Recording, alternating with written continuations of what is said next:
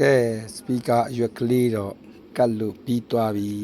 ဘလို့ပြီးသွားလဲဆိုလို့ရှိရင်အဲ့ဒီ speaker အရွက်နဲ့အောက်က spider နဲ့ကိုရောပြီးတော့တွဲပြီးတော့ထည့်ပြီးသွားပြီဟိုမှာကြည့်လိုက်ကိုကအကြီးအောင်နော်အကြီးအောင်တက်တက်ရရက်ကလေးရမှာဟုတ်လားတက်တက်ရရက်ကလေးထည့်ထားတာနော်တက်တက်ရက်ကလေးထည့်ထားဟိုမှာအဲ့မှာကြည့်လိုက်ဟလားဟိုမှာတက်တက်ရက်ကလေးထည့်တာနော်အဲ့မှာနော်မကောကြီးကိုနှစ်မျိုးဆက်ကောပေါ့ဗျာနှစ်မျိုးဆက်ကောအဲ့နှစ်မျိုးဆက်လိုက်တဲ့ကောကသူကကြီးလေးဗျကြီးတောက်ကလေးဗျအဲ့မှာကြည့်လိုက်ဟုတ်လားနော်ကျွန်တော်တက်တက်ရက်ကလေးတော့ကောကိုထည့်ထားတယ်အဲ့မှာ spider နဲ့အရွက်နဲ့တွဲသွားပြီကောကသူအရန်6မြန်တာ9မိနစ်တောင်မကြာပါဘူးဗျာသူကောလက်မြန်ဖို့လဲလိုတယ်ဗျကျတော့စီးမကြအောင်လဲကော်ဒီအောက်ထက်ကိုစီးမကြအောင်လဲထဲတတ်ဖို့တော့လိုတာပေါ့ဗျာနော်အဲ့မှာကောဟုတ်လား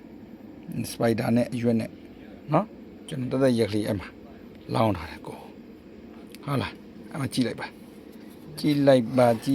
အဲ့လိုလေးလုတ်ပြီးသွားပြီအဲ့လိုလုတ်ပြီးသွားတော့အောက်ထက်မှာလဲသူကတွဲသွားပြီအရွက်နဲ့ spider နဲ့မိမိရတွဲသွားပြီပေါ့ဗျာအဲ့မှာမိမိရတွဲသွားပြီမိမိရတွဲသွားတဲ့ပြင်အပေါ်မှာလဲအဲ့မှာကျွန်တော်ထည့်ထားတဲ့ကောကြည့်လိုက်ပေကြံချင်းစုပ်ပြတ်တဲ့ချင်းကျွန်တော်မရှိဘူးနော်တက်ရက်ကလေးပဲဟုတ်လားအဲ့မှာလုံးဝ original အတိုင်း original နီးကောင်းလှုပ်ထားတယ်ပေါ့ဗျာ original နီးကောင်းလှုပ်ထားတယ်ပေါ့ဒါပေမဲ့လို့ဟုတ်လားပေကြံချင်းစုပ်ပြန်ချင်းမရှိအောင်ပေါ့ပေကြံချင်းစုပ်ပြတ်တဲ့ချင်းမရှိအောင်တက်ရက်ကလေးလှုပ်ထားတယ်မုတ်စိတ်ကြိုးထဲမဲ့အပေါက်ကိုကျွန်တော်ကတစ်ပေါက်ထဲမဖောက်ဘူးနှစ်ပေါက်ဖောက်ထားတယ်ဘာကြောင့်လဲဆိုတော့ speaker 2R နဲ့ကြာလို့ရှိရင်တုံးတန်အောင်ပေါ့ဗျာကိုထည့်ထားတဲ့ speaker မုတ်စိတ်ကြိုးကြီးပြုတ်ထွက်မသွားအောင်ပေါ့ဗျာပထမတစ်ပေါက်ကိုဒီမှာတက်မယ်ဟုတ်လားပထမတစ်ပေါက်ကိုဒီမှာတက်မယ်ပြီးရင်အိုက်ကောင်ကိုပြီးရင်ဟုတ်လားဒီကွန်ဂျိုးမြင်လေးကိုပတ်လိုက်ပြီးရင်ဒီကွန်ဂျိုးမြင်လေးကိုပတ်လိုက်ဟုတ်လားပြီးပတ်လိုက်ဆိုတစ်ပတ်လောက်ပတ်လိုက်ပေါ့ဗျာဆိုကြပါစို့နော်တစ်ပတ်လောက်ပတ်လိုက်ပတ်ပြီးသွားပြီဆိုတာနဲ့တပြိုင်နက်ဒီဂျိုးကိုဒီဘက်ကိုထိုးမယ်ဒီဂျိုးကိုဒီဘက်ကိုထိုးမယ်ဆိုတာကျိုးကဒါလောလောဆယ်အရှိကြီးရဲ့တော့ကျွန်တော်ကျိုးကအရှိကြီးရဲ့ဟောလို့ဖြတ်လို့ရတယ်လောလောဆယ်ကျိုးကအရှိကြီးရဲ့ဖြတ်လို့ရတယ်ဘာလို့ဖြတ်လို့ရဆိုလေလွင့်မှုမရှိအောင်ပေါ့ဗျာလေလွင့်မှုမရှိအောင်ကျိုးရှိရနေပြီ feeding guide ပေါ့ဟုတ်လားမလိန်ထားတဲ့ကျိုးလေးကိုဒီလိုဆွဲလိုက်တော့ဒီလိုဖြစ်သွားပြီ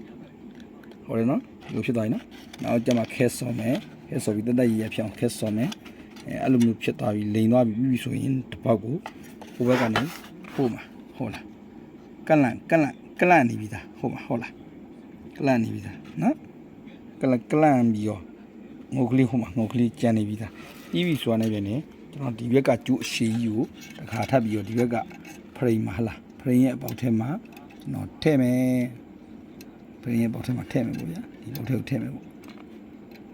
ဒီပေါက်ထဲကိုထည့်မယ်ဒီပေါက်ထဲကိုထည့်မယ်ဘောထဲထည့်ပြီးတော့ကိုလိုချင်တဲ့ site ပေါ့သဘောဟုတ်လားဟုတ်စိတ်ကြိုးကိုကိုလိုချင်တဲ့ site ဟုတ်လားကိုလိုချင်တဲ့ site ဆိုအယော်တင်းပေါ့အယော်တင်းလေးကိုချိန်လိုက်သဘောကိုဘလောက်ကိုလိုချင်တာတော့ဟုတ်လားဘလောက် site ကိုလိုချင်တာလဲသဘောတစ်ခုဟိုမှာအယော်တင်းချိန်ထားလိုက်ချိန်ထားပြီးဆိုမှကျွန်တော်ခဲဆော်မယ်ခဲဆော်ပြီးမှမုတ်စိတ်ကြိုးဖြတ်မယ်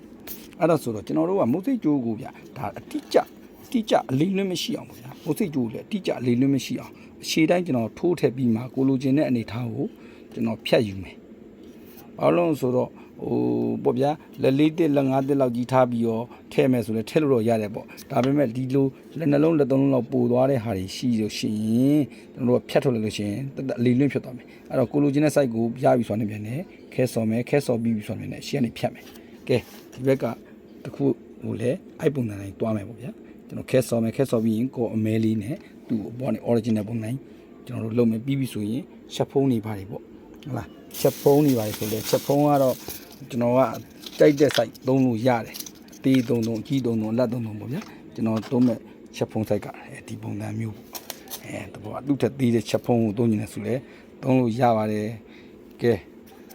ဝါသနာရှင်ကြီးကိုမောင်နှမများအားလုံးပဲကျေးဇူးတင်ပါတယ်